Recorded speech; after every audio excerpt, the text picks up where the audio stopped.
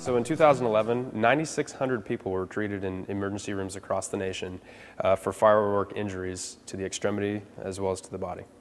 As we're talking about fireworks, we're obviously dealing with open flames, and the most common injury we tend to see is burns as a result of that. The firework that caused the most amount of injury was a sparkler. Oftentimes we have small children that carry these sparklers around and run all over the place and have a great time, but it's something to be aware of. A sparkler actually burns at 1,200 degrees, so that's definitely a very high temperature that we need to remember when we're sending our little ones running around with a sparkler.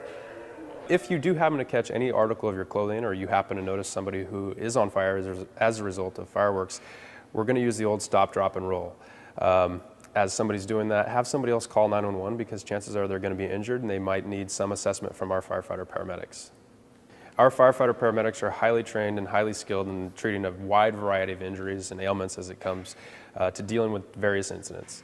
As it relates to fireworks, oftentimes we're dealing with traumatic injuries or burns to the extremities or the core of the body. So we're trained in assessing that injury and making a determination as to what course of treatment needs to happen. So the best way to prevent an injury using fireworks is to use them as the label describes, and to use common sense when you're dealing with these. Please don't hold them in your hand, don't alter the fireworks in any way, and always have adults light the fireworks. The most common type of fire that we tend to see in the fire service is brush fires as a result of wayward fireworks. Obviously we're outside starting these fireworks and we're next to combustible fuels, bark dust, shrubbery, dry grass, and those are what tend to ignite the quickest. The hazard is those can be oftentimes close to a home or a residence or some sort of a building structure. And the hazard there is that it can spread from the dry grass to the shrubs to the home. In 2011, there were over 17,000 fires as a result of fireworks and not being used properly, 1,200 of which were in residential structures.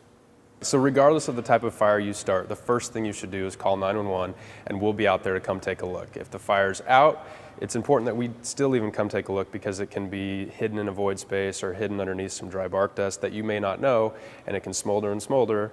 Hours later, it can actually ignite into a full-blown fire. It's always important to make sure you're setting off the fireworks in a clear and open space. We don't want you setting fireworks off next to a house, next to very dry shrubbery, bark dust, those sorts of things that are going to cause a fire. After you're done using the fireworks, it's equally as important to take care of the fireworks and make sure they're all extinguished. An easy way to do this is to get a metal bucket of water, place the fireworks in that, and leave them overnight.